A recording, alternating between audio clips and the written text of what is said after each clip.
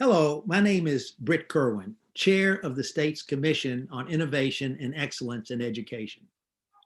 In a few weeks, the General Assembly will consider the possible override of the veto of the Blueprint for Maryland's Future bill. This bill embraced the Commission's recommendations for a major transformation in Maryland's pre-K to 12 education. It was passed overwhelmingly by the General Assembly this past spring. Unfortunately, after the General Assembly adjourned early due to the pandemic, the bill was vetoed. Now the General Assembly has the opportunity to set things right. I cannot think of anything more important for the long-term health and well-being of our state than for the General Assembly to override the veto and make the education of our children the priority that it should be. In forming the recommendations that went into this bill, the Commission spent almost 3 years studying in depth the elements of the best performing school systems in the world and adapting their practices to the Maryland context.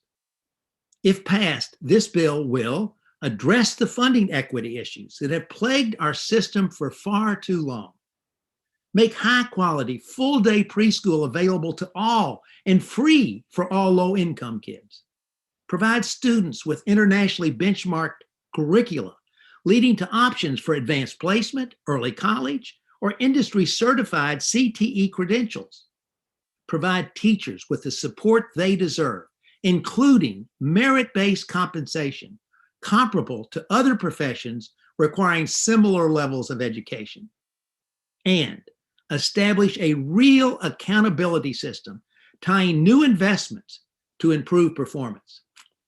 As I said, this bill passed the General Assembly overwhelmingly last year. What we've all learned as a result of the pandemic is that the reforms called for in the bill are even more important now than they were back then. Our children in all school districts have had their education severely compromised over the past year. We simply must make the investments now to get them back on track and provide them with an education as good as anywhere in the world. That's what this override will produce.